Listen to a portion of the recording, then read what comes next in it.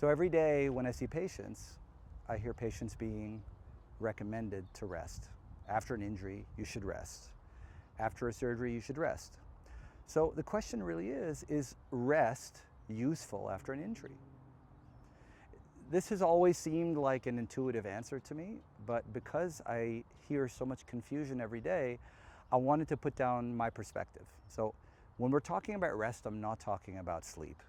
That is crucial, critical rest. I am talking about non-sleep rest. If you get an injury, should you be resting? And this is my perspective. It's not a prescription. It's not a recommendation. It's simply my perspective that perhaps in future episodes we'll get others to disagree with. But the way I would look at it is the body does what you train it to do.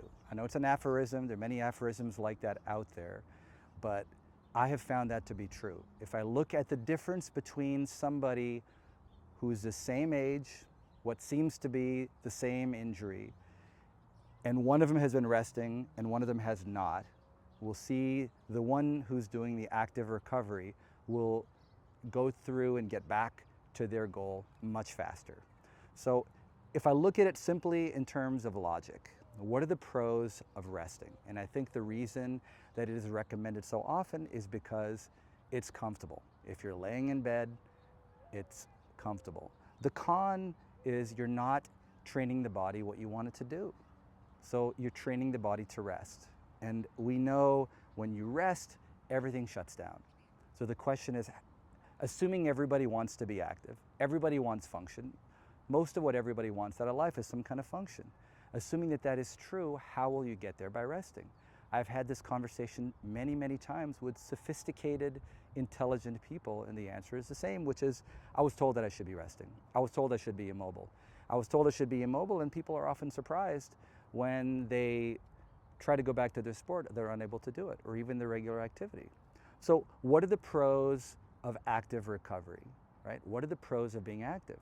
Well, the pro is every time you begin an exercise, every time you tell your body to do something, you are sending an electrical signal down your nervous system to where that muscle is.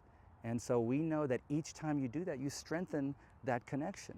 And so the pro really is you can lessen recovery time, improve your chance of going back to whatever activity you want to go back to. The con of that is it's uncomfortable. And I think that's the reason why it's so often recommended, because the pro of rest is you're comfortable. So if you're looking for comfort, then rest certainly will give that to you, but at the expense of decreasing muscle mass, decreasing muscle strength, all of which are very, very critical to a functional recovery. So from my viewpoint, the only real way after an injury specifically is active recovery, which is not to say we should just go and push through it and push through the pain. It is to understand what is the injury and to very carefully and in a progressive way, if you know what it is you're looking for as far as a goal, to be able to head in that direction. And I hope in future episodes to dive further into what that means.